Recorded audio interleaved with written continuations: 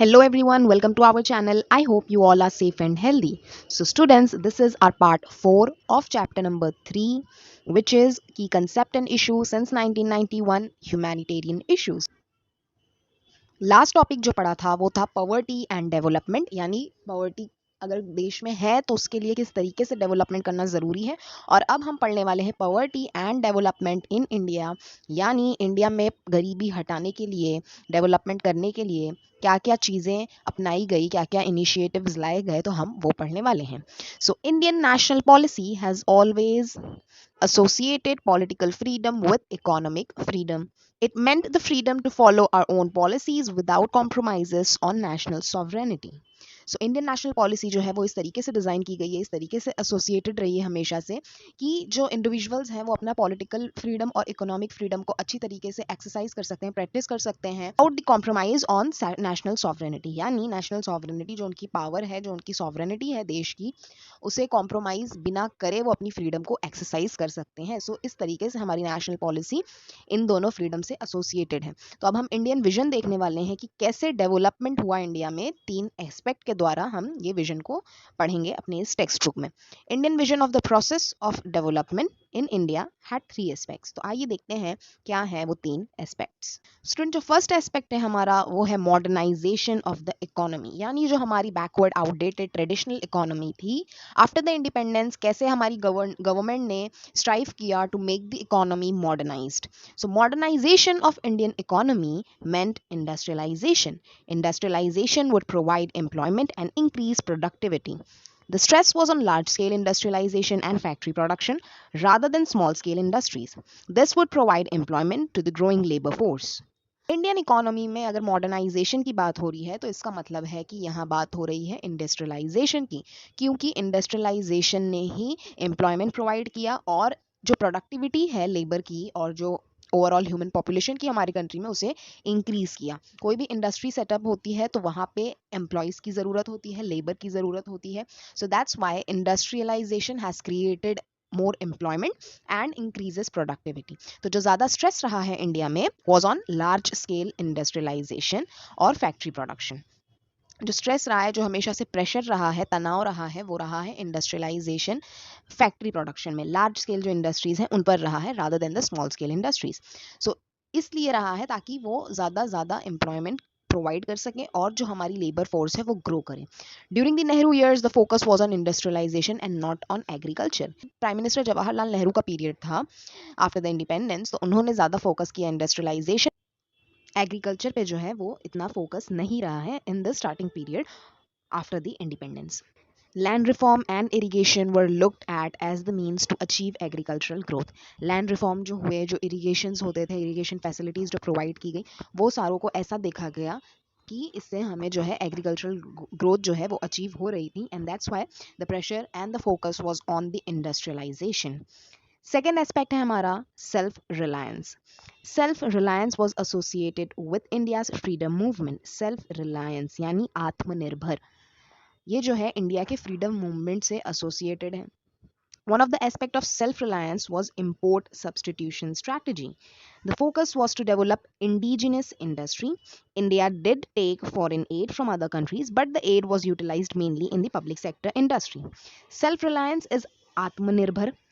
तो आत्मनिर्भर जो चीज़ है, जो कंसेप्ट है, जो आइडिया है, वो इंडिया के फ्रीडम मूवमेंट से एसोसिएटेड है। तब से ये बात जो है वो चली आ रही है कि हमें इंडिपेंडेंट रहना है, हमें आत्मनिर्भर रहना है, सेल्फ रिलायंस रहना है, हमें दूसरों पर नहीं रिलाय करना है। तो ये इसी का एक एस्पेक्ट है कि सेल्फ रिलायंस, जब हमारी कंट्री को इंडिपेंडेंट मिली तो इम्पोर्ट सब्सटीट्यूशन स्ट्रैटेजी जो है वो अपनाई गई। इम्पोर्ट सब्सटीट्यूशन स्ट्रैटेजी होती है स्टूडेंट जहाँ पे ट्रेड या जो इकोनॉमिक पॉलिसी होती है गवर्नमेंट की या जो कंट्री की, वहाँ पे इम्पोर्ट जो है वो ज़्यादातर डोमेस्टिक प्रोडक्शन में होता है। It is based on the premises that a country should attempt to reduce its foreign dependency through the local production of industries product. यानी सेल्फ रिलायंस के जो है उसी आइडिया पे ये चीज़ आई कि इंपोर्ट सब्सटीट्यूशन स्ट्रैटेजी हम अपनाएंगे, जहाँ पे जो हमारा ट्रेड है, जो हमारी इकोनॉमिक पॉलिसी है, वो फॉरेन इंपोर्ट्स को हमारे डोमेस्टिक प्रोडक्शन से रिप्लेस करेंगी। यानी हमारी कंट्री जो है वो ये अटेम्प्ट कर रही थी, ख़त्म ना करे फॉरेन डिपेंडेंसी, बट एक हद तक कम कर दे ताकि हमारा लो और हमारी कंट्री जो है वो सेल्फ रिलाय रहे। सो ये था हमारा सेकेंड एस्पेक्ट। जो हमारा थर्ड एस्पेक्ट है वो है students socialist pattern of society with equity and social justice. India का जो सोशलिस्ट पैटर्न है सोसाइटी का, जहाँ पे इक्वालिटी और सोशल जस्टिस को इम्पोर्टेंस दी जाती है, तो इंडिया का जो सोशलिस्ट कंसेप्ट मैं कह रही हूँ तो इसका क्या मतलब है। ये जो वर्ड सोशलिस्ट है वो हमारे कॉन्स्टिट्यूशन में by the 42nd amendment act, इस एक्ट के द्वारा ऐड किया गया है हमारे इंडियन कॉन्स्टिट्यूशन में ऑन 1976। ठीक है, ड्यूरिंग दी इमरजेंसी के टाइम पे 1976 में सोशलिस्ट जो है ये वर्ड हमारे प्रियम्बल में कॉन्स्टिट्यूशन में हमारे ऐड किया गया by the 42nd amendment act. So students, ये वर्ड जो है वो इस कंटेक्स्ट में स्टैंड करता है जहाँ पे हमें सोशल एंड इकोनॉमिकल इक्वालिटी मिलती है। ठीक है, यहाँ पे किसी भी तरीके का डिस्क्रिमिनेशन, किसी भी तरीके का जो है कास्ट के बेस पे या कलर के बेस पे, क्रीड के, या किसी भी रिलीजन और लैंग्वेज को लेके हर तरीके का डिस्क्रिमिनेशन जो है यहाँ पे अवॉइड किया जाता है। और इसे कहते हैं socialist pattern of society with equity and justice, जहाँ पे सोशल और इकोनॉमिकल इक्वालिटी रहे हम सबको। So India adopted the approach of planning for development. The Planning Commission was created that was expected to prepare 5-year plans for the development of the country. Importance was given to the public sector industry and not the private sector. मैंने एक ऐसे approach को adopt किया, planning commission उन्होंने develop की development के लिए। ठीक है, प्लानिंग कमीशन फॉर डेवलपमेंट। ये प्लानिंग कमीशन क्रिएट हुई student after achieving the independence. एक फॉर्मल मॉडल जो है प्लानिंग कमीशन के नाम से वो अडॉप्ट किया गया और अकॉर्डिंगली हमारी प्लानिंग कमीशन जो है वो एक्टिव हुई। सो इस कमीशन का काम रहता है कि वो डायरेक्टली प्राइम मिनिस्टर को रिपोर्ट करें, प्राइम मिनिस्टर ऑफ इंडिया को रिपोर्ट करें। ये प्लानिंग कमीशन स्टूडेंट बनी है 15 मार्च 1950 under the government of prime minister Jawaharlal Nehru, और जवाहरलाल नेहरू ही इस कमीशन के चेयरमैन थे। सो ये कमीशन में होता था ऐसा कि 5 साल का प्लान बनाते थे कि किस किस चीज़ों पे, किस किस मुद्दों पे डेवलपमेंट को लेके ये काम करेंगे। सो जो फर्स्ट इंडियन प्राइम मिनिस्टर थे मिस्टर जवाहरलाल नेहरू, उन्होंने प्रेजेंट किया the first 5-year plan to the parliament of India. It was launch then, और इसका मेन फोकस था कि डेवलपमेंट पे हम प्राइमरी सेक्टर के डेवलपमेंट पे जो है वो काम करें। तो ये था हमारा फर्स्ट 5-year प्लान। ऐसे ही हमारे 5-year प्लान्स हर 5 साल के बाद एक कमीशन बैठती थी, डिस्कस करती थी कि नेक्स्ट 5 year हमें किस चीज़ के ऊपर डेवलपमेंट के लिए काम करना है। तो वो प्लानिंग कमीशन में ये काम होता था और फिर ये चीज़ें जो थी वो पार्लियामेंट में प्रेजेंट की जाती थी। जो उसमें फॉल्ट्स रहते थे वो लोग डिस्कस करके वहाँ से निकालते थे और जो ऐड करना रहता था वो चीज़ें ऐड होती थी। Indian concept of socialism was based on the promotion of welfare state and employment generation. This was the approach to tackle the problem of poverty in India. जो इंडियन कंसेप्ट है socialism का, उसका main मकसद यही है, वो इसी चीज़ पे बेस है कि वो वेलफेयर जो है स्टेट की उसे प्रमोट करे और एम्प्लॉयमेंट को जनरेट करे। और इसी अप्रोच को लेकर हमारी गवर्नमेंट ने जो है वो गरीबी जैसी समस्या को टैकल करने का प्लान किया। Welfare state student, welfare state का मतलब स्टूडेंट एक सिस्टम जो गवर्नमेंट के द्वारा ऑर्गेनाइज किया गया हो और जो सिटीजन को, स्टेट्समैन को प्रोवाइड करे फ्री सर्विसेज। तो ये होता है वेलफेयर स्टेट। अब आगे हम पढ़ते हैं कि 1960s, 70s, 80s, 90s में क्या क्या चेंजेस हमें in the area of development दिखाई दिए गए। Some changes did take place in 1960s, 70s. The 60s saw a focus on agriculture. This was period of the Green Revolution in India. Green revolution India में introduce करने वाली जो personality थी वो है MS स्वामीनाथन। सोशोलॉजी में हम इनका नाम पढ़ते हैं।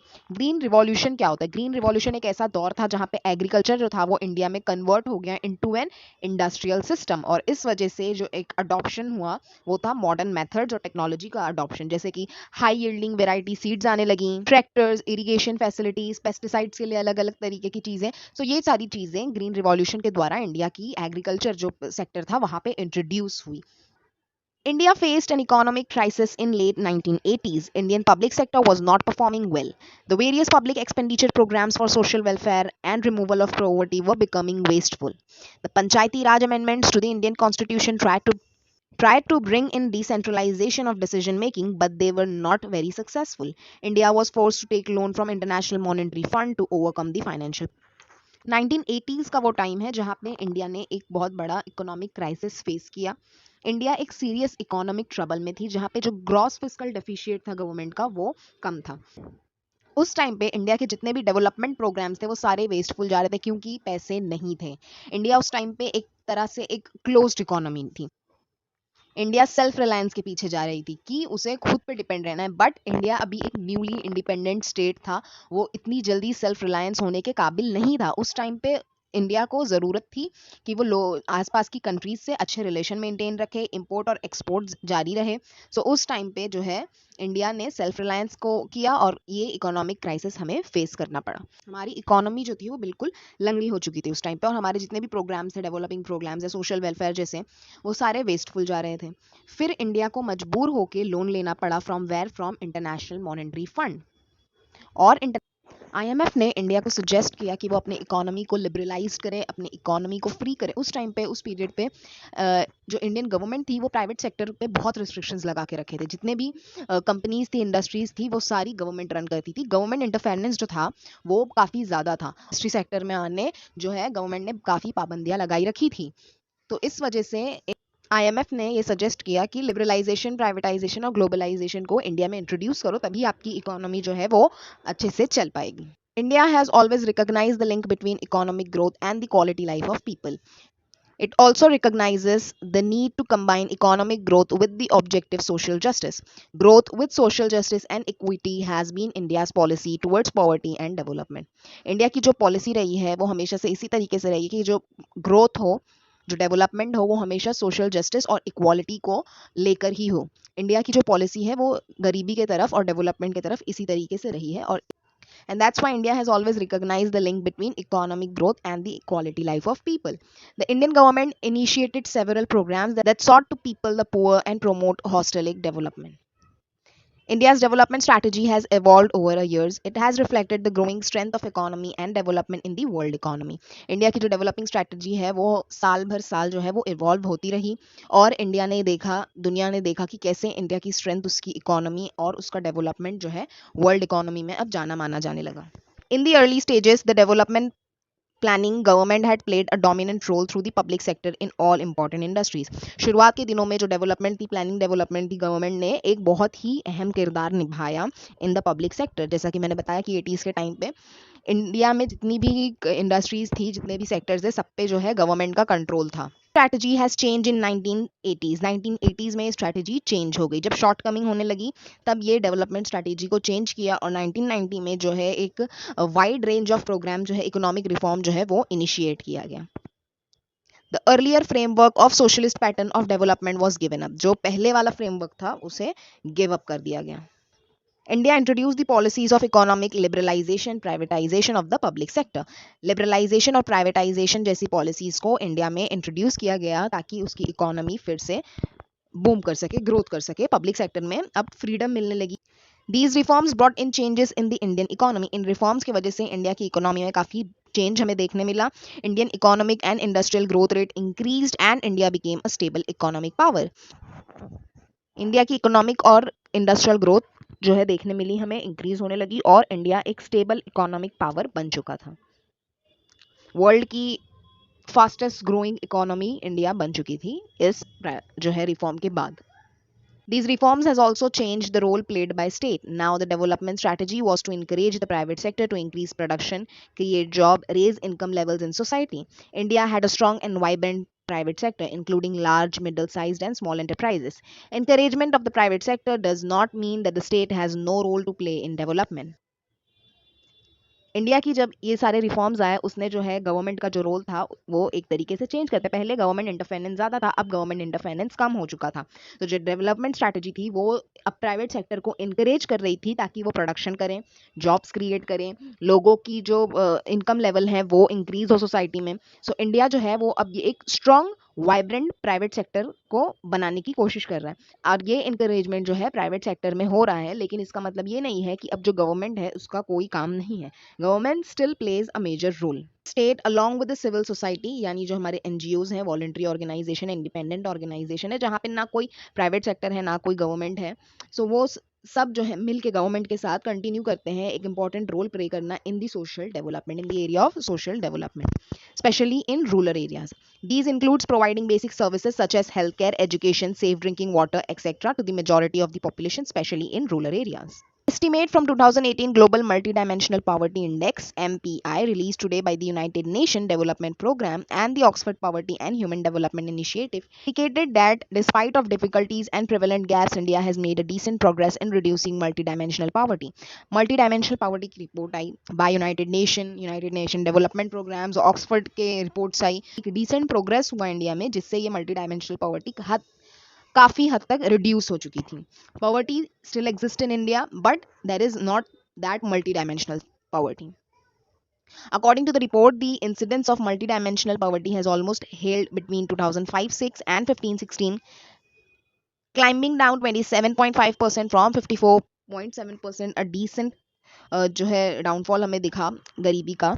However, pockets of poverty are found across India, but the multidimensional poverty is particularly acute. So जो multidimensional poverty है वो काफ़ी हद तक कम हो गई है, जैसे malnutrition, भूखमरी, बीमारी, ये सारी चीज़ें जो है वो अब ख़त्म हो गई है. इनकम लेवल भले ही कम है, लोअर मिडिल क्लास में हम आते हैं, गरीबी रेखा में आते हैं, बट हम मल्टीडायमेंशनल पॉवर्टी से बाहर आ चुके हैं.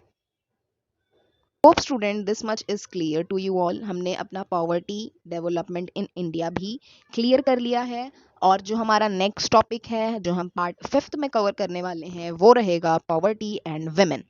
सो ये हमारा आता है under the gender issue. So ये रहेगा हमारा next topic to study. Stay tuned for the next part, which is going to be our part 5th of this chapter. See you soon. Till then.